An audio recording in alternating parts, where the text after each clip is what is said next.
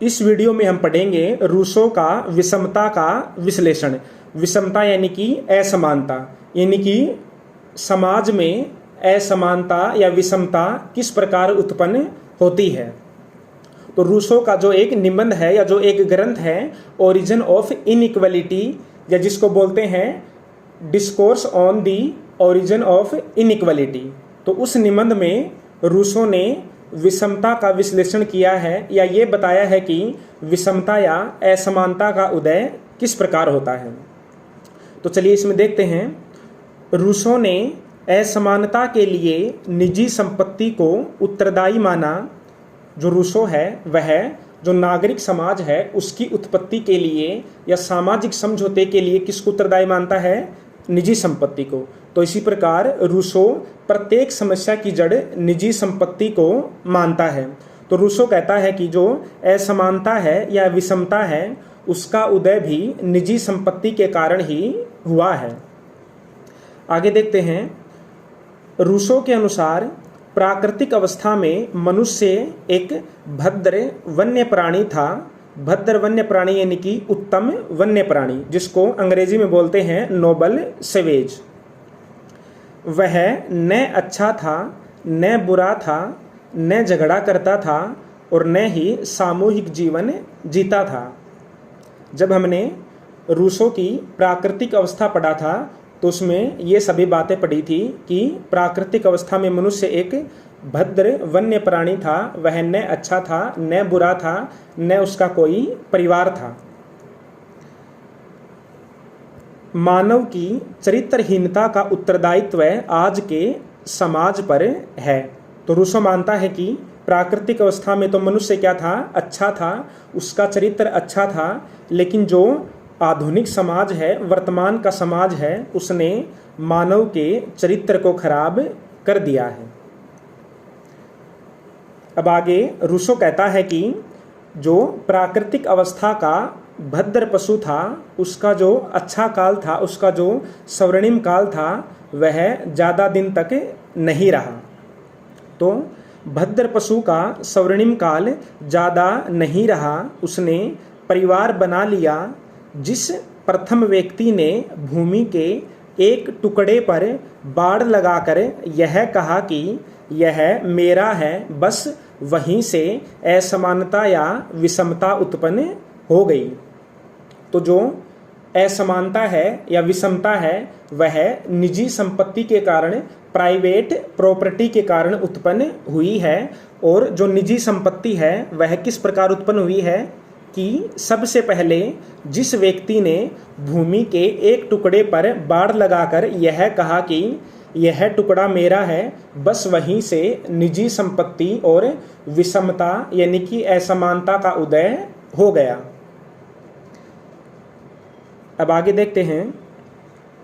Rousseau पहला ऐसा विचारक था जिसने समाज में प्रचलित विषमता का विश्लेषण करके उन विषमताओं को दूर करने की मांग की जो सामाजिक अन्याय को बढ़ावा देती हैं।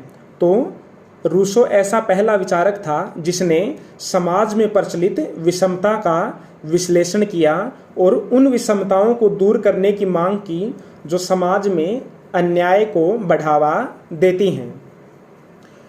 रूसो से पहले सभी प्रकार की विषमताओं को एक ही श्रेणी में रखा जाता था।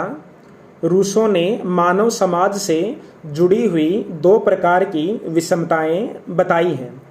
तो रूसो से पहले जो सभी प्रकार की विषमताएं थी, सभी प्रकार की असमानताएं थी, उनको एक ही श्रेणी में रखा जाता था। लेकिन रूसो ने सबसे पहले असमानताओं के दो प्रकारों को बताया। अब देखते हैं कि वे दो प्रकार कौन कौन से हैं। तो विषमता दो प्रकार की होती हैं, प्राकृतिक विषमता और परंपरागत विषमता। प्राकृतिक यानी कि नेचुरल, जो प्रकृति ने प्रदान की है, और परंपरागत यानी कि जो परंपराओं से उत्पन्न हुई है, समाज ने उत्पन्न की है। अब देखते हैं कि रूसो प्राकृतिक विषमता और परंपरागत विषमता के बारे में क्या कहता है। तो सबसे पहले है प्राकृतिक विषमता या प्राकृतिक असमानता।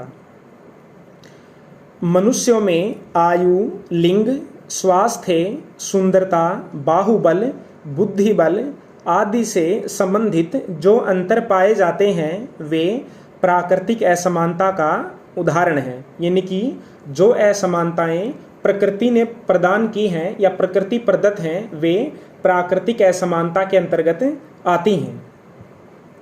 इन्हें मनुष्य ने न तो स्वयं बनाया है और न ही वह इनमें परिवर्तन कर सकता है। मनुष्य इस प्रकार की असमानता में परिवर्तन की मांग नहीं करते। यानी कि जो मनुष्य होते हैं वे अपनी प्राकृतिक असमानताओं के साथ खुशी खुशी जीवन व्यतीत करते हैं। वे प्राकृतिक असमानता में बदलाव की मांग नहीं करते हैं। अब दूसरी विषमता है परंपरागत असमानता। परंपरागत असमानता हैसियत, संपदा और शक्ति की भिन्नताओं को दर्शाती है। इसके अंतर्गत कुछ गिने चुने लोगों को ऐसे विशेषाधिकार प्राप्त होते हैं जिनसे जनसाधारण को वंचित रखा जाता है। तो जो परंपरागत असमानता है वह हैसियत या संपदा या शक्ति की भिन्नताओं के कारण उत्पन्न होती है। इसके अंतर्गत कुछ गिने चुने व्यक्तियों को विशेष अधिकार प्राप्त होते हैं। ये विषमताएं सामाजिक व्यवस्था की देन है। मनुष्य इनमें परिवर्तन कर सकता है। तो रूसो दो प्रकार की असमानताएं या विषमताएं बताता है। पहली है प्राकृतिक और दूसरी है परंपरागत। तो जो प्राकृतिक होती है उसमें तो मनुष्य परिवर्तन नहीं कर सकता है और न ही मनुष्य परिवर्तन करने की मांग करता है। लेकिन जो परंपरागत विषमता है वह समाज द्वारा उत्पन्न की जाती है और इसमें व्यक्ति परिवर्तन की मांग करता है। अब आगे देखते हैं। उदाहरण के लिए प्रकृति ने कुछ मनुष्य गोरे और कुछ मनुष्य काले बनाए हैं। यह प्राकृतिक विषमता का उदाहरण है। लेकिन यदि गोरे लोग अच्छे मकानों में रहते हैं और काले लोग झोपड़ियों में रहते हैं तो यह व्यवस्था प्रकृति ने नहीं बल्कि मनुष्यों ने बनाई है। यह परंपरागत विषमता है। मनुष्य केवल परंपरागत विषमता को समाप्त करने की मांग करते हैं। यानी कि मनुष्य चाहते हैं कि समाज हमारे साथ कोई भेदभाव ना करे। अगर प्रकृति ने कोई भेदभाव किया है तो इसमें हमें कोई समस्या नहीं है, लेकिन समाज हमारे साथ किसी प्रकार का भेदभाव ना करे। तो ये हो गए रूसो के विषमता संबंधी विचार। यानी कि रूसो यह बताता है कि जो विषमता है वह कितने प्रकार की होती है और किस प्रकार की विषमता को दूर किया जाना चाहिए। और रूसो सभी समस्याओं की जड़ निजी संपत्ति को मानता है।